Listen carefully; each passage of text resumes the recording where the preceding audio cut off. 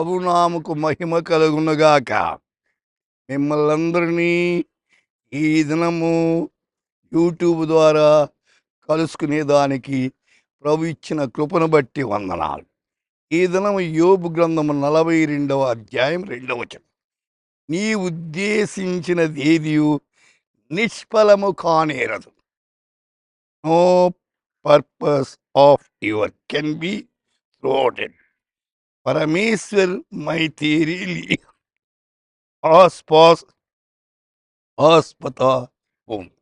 ప్రియులారా, మనం అనేకమైన ఉద్దేశిస్తుంటాం, అయితే నిష్ఫలము కాదు. దేవుడు మనకు నిష్ఫలము చేసేవాడు కాదండి, ఆయన సఫలము చేసేవాడు. ఆయన మీద మనము ఆనుకునుట అవసరమైంది. 40వ కీర్తనలో 11వ వచనములో, యెహోవా నీవు నీ వాత్సల్యమునకు నాకు దూరము చేయకు. అయితే దేవుడు మనకు దూరం కాకూడదు. లోకములో బంధువులు దూరమైన, స్నేహితులు దూరమైన, దేవుడు మనకు దగ్గరగా ఉండుట అవసరమైంది. అందుచేతన సామెతలు 3 మేలు చేయుట నీ చేతనైనప్పుడు దాని పొందు తగిన వారికి చేయకుండా వెనుక తీయవద్దు. మేలు చెయ్యాలనుకుంటే చెయ్యి, కానీ వెనుకంజ వేయద్దు. మేలు చేయుట దేవుని పిల్లల లక్షణం, కీడు చేయుట సైతాను పిల్లల లక్షణం.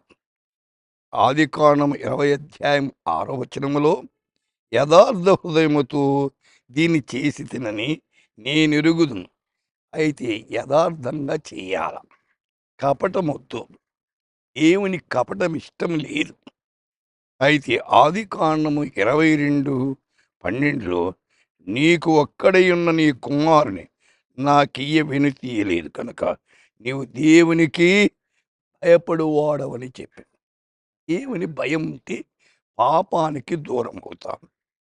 ఇర్మియా 5వ అధ్యాయం 25వ వచనం, దోషములు వాటి క్రమం తప్పించను, మీకు మేలు కలుగుటకు మీ పాపములే కారణం.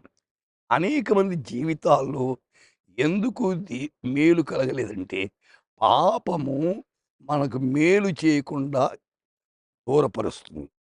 కాబట్టి పాపాన్ని దూరపరచుకో. సోదరి, సోదరుడా, మీ జీవితంలో ఉన్న లోపాలు సవరించుకోండి. అప్పుడు ఈ మేలు కలుగుతుంది. కీడుకు దూరం అవుతాం. ప్రార్థన చేసుకుందామా? అయితే ప్రార్థిస్తాం.